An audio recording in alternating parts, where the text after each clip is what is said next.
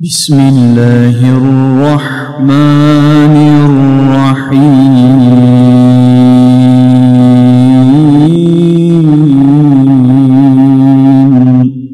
ما جعل الله من بحيرة ولا سائبة ولا وصيلة ولا حام ولا من غيركم إن أنتم ضربتم في الأرض فأصابتكم مصيبة الموت إذا ما اتقوا وآمنوا وعملوا الصالحات ثم اتقوا وآمنوا النعم يحكم به ذوى عدل منكم هديا بالغ الكعبة يخافون بالغيب فمن يا أيها الذين آمنوا إنما الخمر والميسر والأنصاب والأزلام رجس من عمل بكل شيء عليم اعلموا.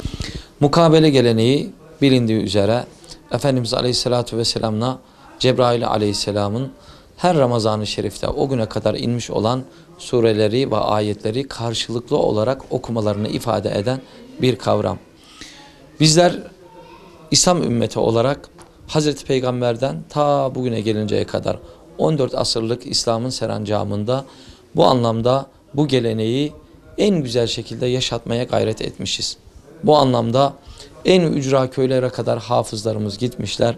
Ramazan'ın Kur'an neşvesini en ücra köşelerimize kadar hissettirmişler. Bizler de elhamdülillah bugün camilerimizde en küçük camimizden en büyük camimize kadar, mescitlerimize kadar, evlerimizde hatta bu geleneği ihya ediyoruz. İdrak etmeye gayret ediyoruz.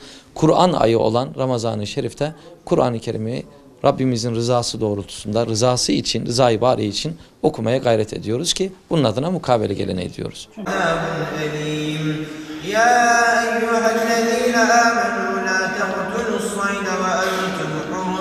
Şüphesiz ki Allah'ın kelamının Arapçasını mutlaka okumalıyız. O olmadan bizim namazımız da olmaz. Biz Kur'an-ı Kerim'in tarifine baktığımız zaman tilavetiyle taabbüd olunan diye bir ifade vardır. Biz onun tilavetiyle Rabbimize kullukta bulunuruz. Şüphesiz ki onun Arapçasını okuduğumuz gibi onun bize getirmiş olduğu emir ve yasakları, Rabbimizin bize emrettiklerini, yasakladıklarını, bizlerden istediklerini de muhakkak bilmeliyiz ki bugün elhamdülillah imkanlarımız çok geniş. Yüzlerce elimizde maal var artık.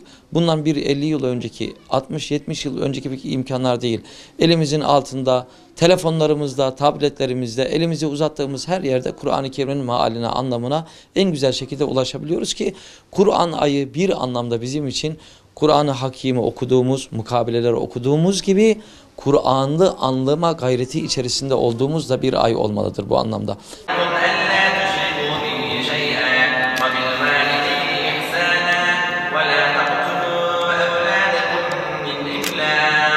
Ramazan-ı Şerif'i zaten mukabele geleneğinden başlattık. Yani Kur'an-ı Hakim'i okumadan, onu anlamaya gayret etmeden bir Ramazan'ı herhalde düşünemeyiz Ramazan ayında.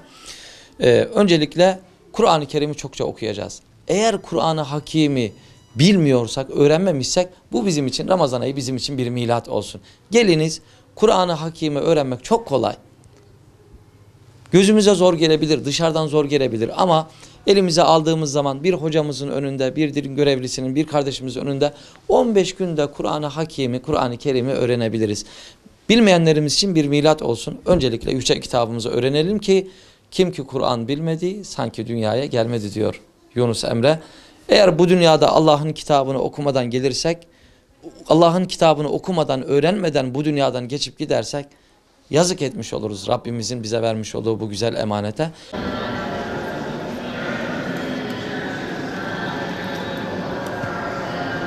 Allah'ın kitabını okuyalım. Sahip olduğumuz sağlığın, sıhhatin, varlığın, mülkün kadrini bilelim ki bu ayda bedenimizle, ruhumuzla Rabbimize en güzel şekilde yönelelim. Allah bizlere zenginlik imkan vermişse bu zenginliğin, malın, mülkün zekatını, onun gereğini yerine getirelim. Gündüzünde saim olarak, oruçlu olarak, gecesinde kaim olarak ibadetimizle, teravihlerimizle, tesbihatımızla, duamız ve niyazlarımızla ümmeti Muhammed için, vatanımızın, milletimizin birliği, dirliği için, selameti için dua edelim ki bayram sabahına inşallah affolunmuş olarak Rabbimizin nice güzel nimetlerine ihsan olmuş olarak inşallah bayram sabahına ulaşalım.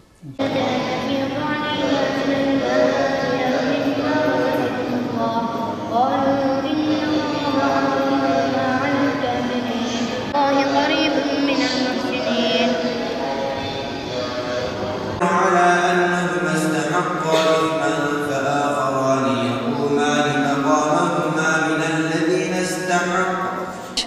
Ramazan ayında oruçlarımızla, teravihlerimizle, namazlarımızın önünde veya sonunda Kur'an-ı Kerim okumak suretiyle Rabbimizin rızasını kazanmaktır.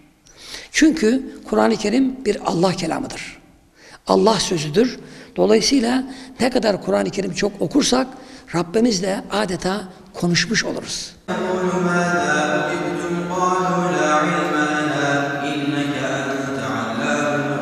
600 yıllık bir cami, Çelebi Sultan Mehmet yaptırmış bu camiyi. Dolayısıyla bu cami özellikle cami olaldan beri bu camide mukabele okunmaktadır. Belki Osmanlı döneminde daha çok mukabele okunmaktadır. Şu anda uzun bir yıllardan beri bizim camimizde 3 adet mukabele okunmaktadır.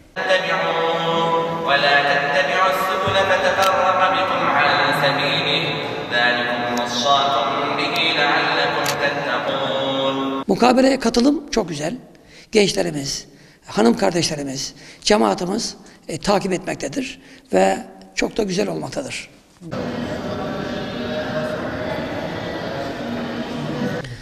Ramazan ayı bir mekteptir.